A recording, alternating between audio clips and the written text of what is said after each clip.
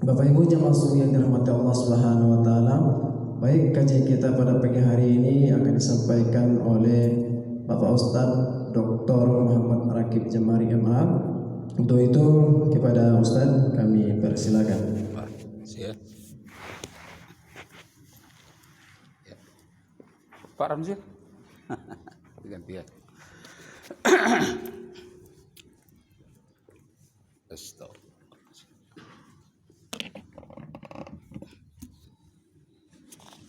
Astagfirullah.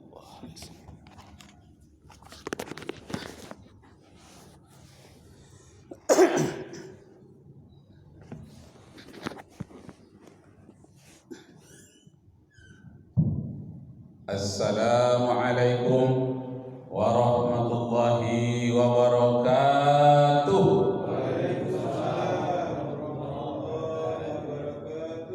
Syukur alhamdulillah kita persembahkan kehadiran Allah Subhanahu wa taala.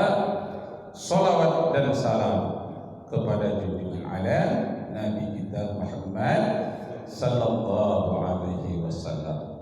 Allahumma salli ala sayyidina Muhammad wa ala ali sayyidina Muhammad. Bapak Ibu jemaah yang berbahagia, pada subuh hari ini kajian kita tentang fikih siasat. Pernah dengar Bapak-bapak? Fikih siasat. Siasat itu artinya strategi. Fikih itu artinya pemahaman yang mendalam. Hari Kamis. Hari ini Kamis ya? Oh, hari Kamis puasa. Udah sahur tadi. Sudah sahur nggak tidur lagi, langsung kemari. Kata istri, kita langsung aja ke masjid. Ya. Nanti kalau ada orang ceramah, ya kalau ada orang ceramah kita aja ceramah. Mengisi-ngisi waktu. Ya. Jadi lanjut, fikih siasat. Fikih siasat ini fikih strategi. Jadi bagaimana membangun suatu negara, itu pakai fikih siasat. Kalau nama pengarangnya Al-Mawardi, judulnya fikih siasat. Bisa kita beli di pasar, fikih siasat. Bisa kita download di internet, fikih siasat Al-Mawardi. Nah, ini fikih siasat ini jarang dibicarakan orang karena arahnya lebih banyak kepada politik. Jadi fikih politik itu namanya fikih siasat, termasuk tentang pemilu, memilih pemimpin, itu fikih siasat. Bagaimana berdagang yang baik, mengharamkan riba, bagaimana menerapkannya, itu pakai fikih siasat. Dasarnya apa? Dasarnya adalah surat An-Nahl. Ini apa nih Pak Ustadz, apa nih Ustadz Bayu, apa nih? Populer sekali. Surat An-Nahl ayat 125. Itu hampir setiap Ustadz itu ayat andalannya itu dalam berdakwah. Tolong Ustadz Bayu. An-Nahl ayat 125. Bagaimana strategi fikih siasat itu menurut Al-Quran. Bisa dihafal aja tuh. Ud'u ila. Udah ketemu? Belum? Udah. Silakan.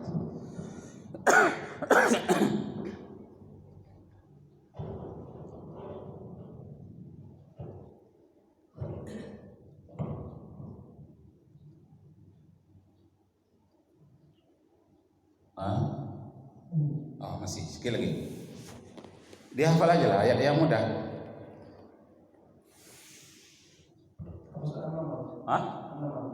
An-Nahl. Kalau An-Nahl itu surat yang ke-27. Kalau An-Nahl surat yang ke-16.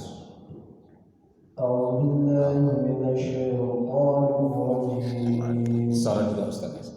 Bismillahirrahmanirrahim.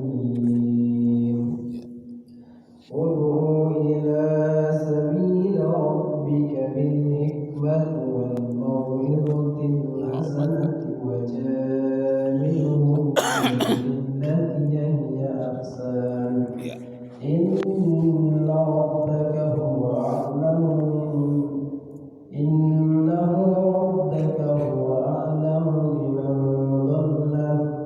بمن ضل عن سبيله وهو أعلم بالمهتدين.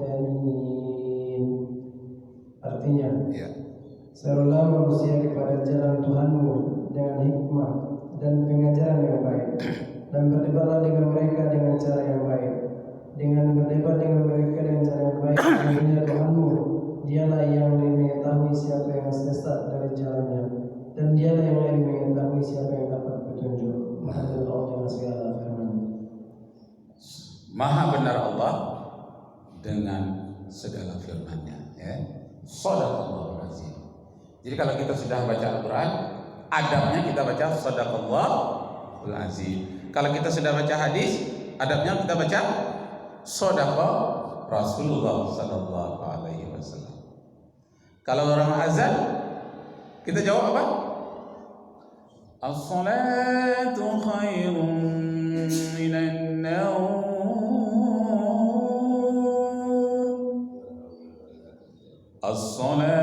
As-salatu khairun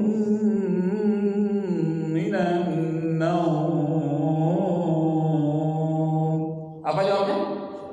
Shadaqta wa barakta. Alah, hafal saja kan. Kalau as-salatu khairun minan naum, shadaqta wa barakta. Benarlah engkau, iyo bana, bahwa lebih elok salat daripada lalau. As-salatu khairun minan naum. Salat itu lebih bagus daripada tidur. Kita jawab shadaqta wa barakta. Benarlah engkau dan dapat berkah engkau. Jadi beruntunglah orang yang salat subuh, yang azan subuh dapat barakah. Diberi berkahlah engkau oleh Allah. Itu dalam bahasa Arab mukhatab namanya. Mukhatab hadir waktu itu juga. Kalau dengar di radio saja orangnya nggak hadir, itu ghaib namanya. Kalau ghaib pakai hu. Sadaqhu, dia benar.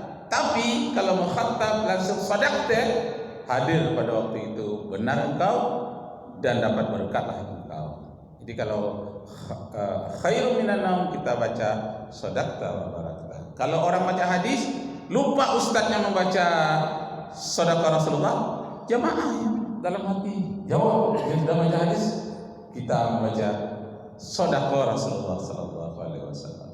Begitu juga orang baca ayat Al-Qur'an Al-Karim, ustadznya lupa membaca shadaqallahul azim, maka jamaahlah yang membaca shadaqallahul azim. Bukan wajib itu adab, akhlak, adab terhadap Al-Quran, adab terhadap Rasulullah, adab terhadap orang yang azan. Begitu diterangkan. Baik, mari minta hormat. Fikih siasat, fikih politik, fikih strategi. Apa strateginya mengajak manusia? Ud'u ila sabili rabbika. Strateginya yang pertama bil hikmah. Strategi namanya. Ya, siasat namanya. Jadi mengajak manusia berdakwah itu dengan hikmah. Apa hikmah itu? Dalam hikmah itu dalam bahasa Indonesia kebijaksanaan, iya kan? Dengan hikmah kebijaksanaan dalam permusyawaratan perwakilan. Nah, apa itu hikmah? Al-Quran itu salah satu dari nama Al-Quran itu Al-Hikmah. Banyak hikmah-hikmah kebijaksanaan di dalam Al-Quran. Jadi Pancasila itu, yang hikmah itu diambil dari bahasa Al-Quran. Maka jangan dipertentangkan Pancasila dengan Al-Quran. Ini tes orang di KPK itu tesnya terhadap siapa itu? Anies apa? Bukan Anies Baswedan, siapa? Novel Baswedan. Tanya, kamu pilih Al-Quran atau pilih Pancasila? Oh, itu terlibat namanya, terbalik. Kenapa? Karena Pancasila itu dikutip bahasanya dari bahasa Al-Quran. Jadi kalau dipilih, pilih Al-Quran apa Pancasila? Jawabnya yang benar, pilih dua-duanya. Al-Quran sebagai dasar imanku, Pancasila sebagai dasar negaraku. Begitu. Karena permusyawaratan Rakyat apa itu? Pancasila keempat? Kerakyatan, saya pula yang lupa. Rakyat itu juga bahasa Arab. Kullukum ra'in, setiap kamu itu pemimpin. Wa kullu ra'in mas'ulun li rakyatihi. Setiap pemimpin itu bertanggung jawab terhadap rakyatnya. Orang yang dipimpin namanya rakyat, pemimpin namanya ra'in. Kok belajar Pancasila pula kita sebut ini ya? Karena Pancasila itu dirumuskan dari bahasa Al-Quran. Kerakyatan yang dipimpin oleh hikmah, rakyat bahasa Arab, hikmah bahasa Al-Quran. Nah, kerakyatan yang dipimpin oleh hikmah, kebijaksanaan. Hikmah itu termasuk di dalamnya kebijaksanaan, termasuk di dalamnya wahyu. Hikmah juga di antara hikmah itu artinya kebijaksanaan. Jadi double itu gunanya untuk memperkuat saja. Jadi tidak bertentangan dengan hikmah kebijaksanaan. Itu saling memperkuat. Hikmah kebijaksanaan dalam bermusyawarah. Musyawarah juga bahasa Arab, bahasa Al-Quran. Sehingga dalam Al-Quran ada satu surat namanya surat Asy-Syura, surat permusyawaratan, surat yang ke-42. Permusyawaratan, kerakyatan yang dipimpin oleh hikmah kebijaksanaan dalam permusyawaratan, perwakilan, wakil juga bahasa Arab.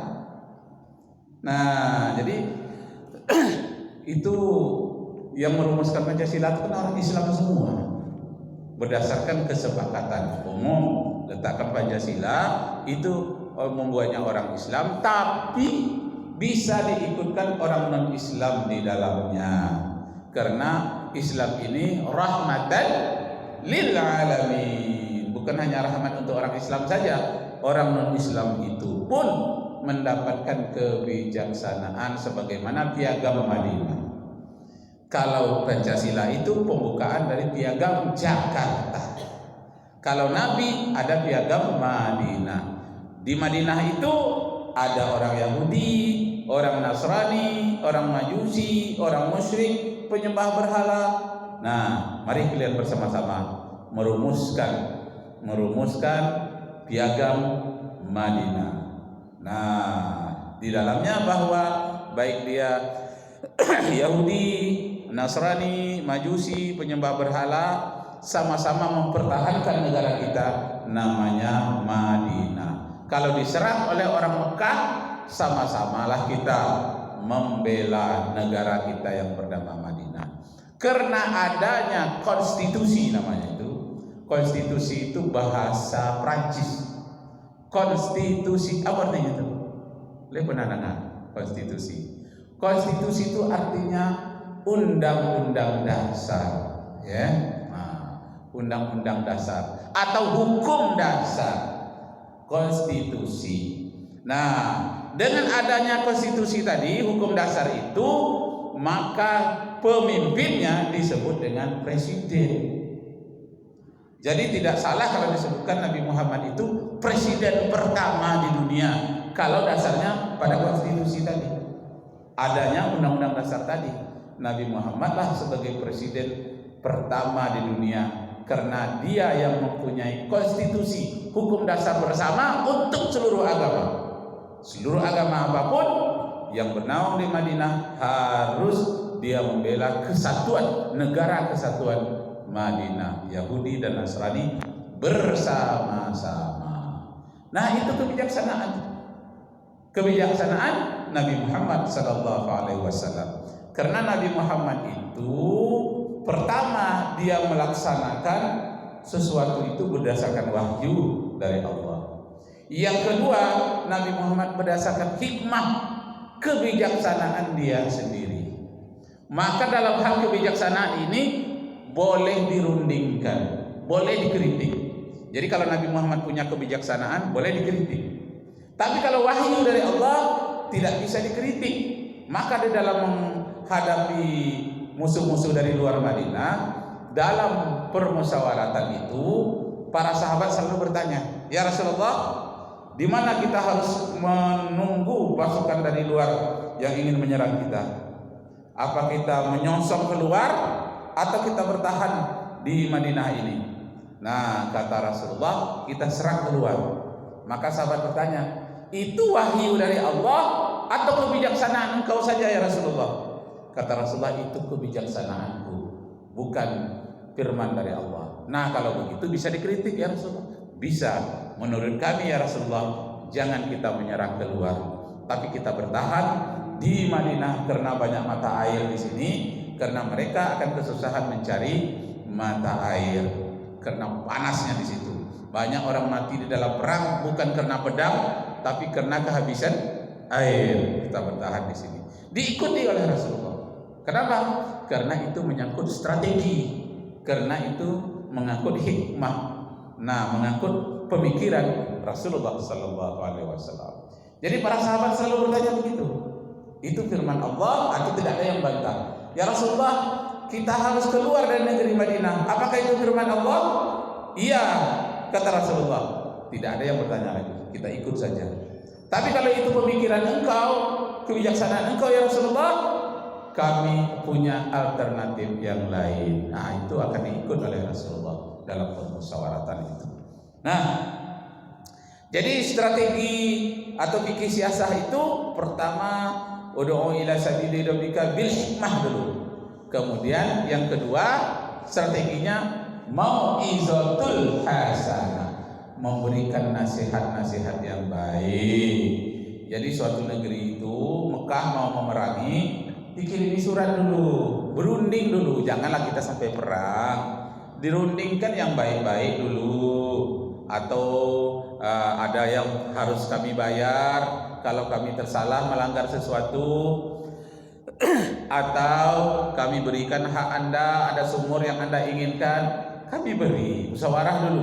Tidak bisa dimusyawarahkan lagi baru perang. Oh, ini enggak bisa, ini tidak bisa dirundingkan, enggak bisa lagi. Nah, apa boleh buat, tapi dengan syarat tidak boleh menyerang lebih dahulu. Jadi strategi perang di dalam Islam itu tidak boleh memerangi lebih dahulu. Kalau orang lain memerangi, baru kita memerangi pula. Itulah di dalam Al-Quranul Karim surat At-Taubah ayat 29. Tolong lagi Ustaz Wahid. Jadi ada ayat menyuruh memerangi orang kafir. Bunuhlah ahli kitab yang kafir, bunuhlah, ada. Nah, kalau dia menyerang lebih dahulu, disebutkan dalam surat At-Taubah ayat 29. Ketemu Ustaz Wahid? Nah, silakan Ustaz Wahid. Bismillahirrahmanirrahim. Qatilul ladzina la yu'minuna billahi yu'minuna billahi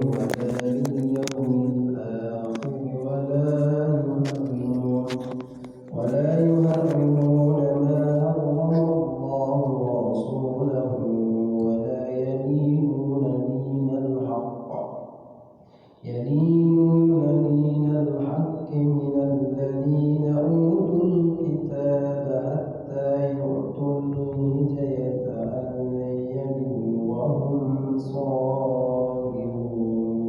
Sadaqallahul azim. Terus artinya, perangilah orang yang tidak beriman kepada Allah dan hari kemudian. nah, Mereka yang tunggu sebentar. Qatilul ladzina la yu'minun. Perangilah orang-orang yang tidak beriman. Itu kan perintah itu. Dalam bahasa Arab itu namanya fi'il amar. Artinya perangilah orang-orang yang memerangi kamu. Lanjut Ustaz, ulangi lagi. Perangilah orang-orang yang tidak beriman kepada Allah dan hari kemudian. Mereka yang tidak mengharamkan apa yang telah diharamkan oleh Allah dan Rasulnya, dan mereka yang tidak beragama dengan agama yang benar, yaitu agama Allah, yaitu orang-orang yang telah diberikan kitab hingga mereka membayar jizyah atau pajak dengan patuh sedang mereka dalam keadaan tunduk. Maha benar Allah dengan segala firman. Baik, Bapak Ibu yang terhormat. Jadi kalau kita tinjau dari segi lafadznya, qatilul ladzina la yu'minun. Memang amar ya, perintah, bunuhlah orang-orang yang tidak beriman itu. Tapi ingat, itu bentuk kalimat itu qatilu. Ya. Kalau suruh perangi saja, bunuh saja, uqtulu bunuhlah. Tapi di situ disebutkan qatilu. Qatilu itu artinya saling membunuh. Artinya kalau dia berniat untuk membunuh kita. Nah, kalau qatilu dia berniat atau tidak orang itu membunuh kita bunuh saja karena dia kafir. Nah, itu uqtulu kalimatnya. Tapi bukan uqtulu di sini. Qatilu, saling perang, saling membunuh. Kalau dia berniat untuk memerangi kita, baru kita boleh membunuhnya. Tapi kalau sudah ditawan, dia sudah menyerah, tidak boleh dibunuh. Anak-anak tidak boleh dibunuh, wanita tidak boleh dibunuh, pohon-pohon tidak boleh ditebang. Kalau kita masuk ke negeri mereka itu punya gereja tidak boleh diruntuhkan, pendetanya tidak boleh dibunuh. Yang boleh dibunuh itu bagi yang jahat saja, yang memerangi saja. Kalau tidak boleh. Nah, itu strategi ya. Ud'u ila sabili rabbika bil hikmah wal mau'izatil hasanah. Ada lagi strategi yang ketiga. Strategi yang ketiga apa? Wajadilhum billati hiya ahsan. Berdialoglah. Nah, jangan langsung bunuh saja, langsung perang, dialoglah dulu. Wajadilhum billati hiya ahsan. Berdialoglah, berdiskusilah dengan cara yang terbaik. Nah, jadi Pak Ibu Tuhan, berdialog, berdiskusi dengan yang terbaik itu strategi yang paling bagus. 3 strategi. Nah, kemudian dalam kehidupan kita sehari-hari punya strategi. Misalnya apa? Strategi berdakwah seperti di Jawa. Wali Songo memakai strategi musik. Tidak diharapkannya musik. Bagaimana? Untuk strategi. Nah, strateginya itu mengumpulkan orang ramai-ramai pakai macam-macam musik-musik Jawa itu diikutkan oleh Wali Songo. Dalam berkumpul banyak-banyak diadakan pemberian nasihat, ada wayang, kemudian dipergunakan untuk skaten. Skaten itu singkatan sebutan dari syahadatain. Jadi karena orang Jawa susah menyebut H menjadi K. Skaten itu syahadatain. Ketika mereka berkumpul banyak-banyak itu diadakan syahadatain. Disyahadatkan mereka secara beramai-ramai melalui kesenian. Nah, itu strategi. Nah, strategi ini, fikih strategi ini jarang dibaca orang, sehingga dianggap bid'ah aja semua. Kenapa? Karena tidak mempelajari strategi fikih siasat. Bagaimana strategi ini? Dasarnya surat apa tadi? An-Nahl ayat 125. Kalau dalam hadis dasarnya antum a'lamu bi umurid dunyakum. Kamulah yang lebih tahu tentang strategi menghadapi duniamu. Nah, jadi kita menghadapi dunia kita itu kita punya strategi sendiri yang tidak diajarkan oleh Nabi Muhammad SAW strateginya. Kenapa? Karena tempat berbeda-beda. Di Afrika lain lagi strateginya, di Jawa lain lagi, di Sumatera lain lagi. Kalau di Sumatera strateginya dari Siak dulu orang berdakwah, karena sungai-sungai terbesar dulu masuknya dari laut, dari sungai Siak. Orang-orang Arab ini langsung masuk ke Sumatera Barat. Waktu itu Sumatera Barat belum Islam. Abad yang ke-10, abad ke-11 belum Islam, masih agama Hindu. Daerah Batu Bersurat itu dulu itu pinggir pantai dahulunya. Ada batu di sana, Batu Bersurat. Daerah Candi Muara Takus. Muaro itu artinya menghadap ke laut. Di situ Muaro laut dulu.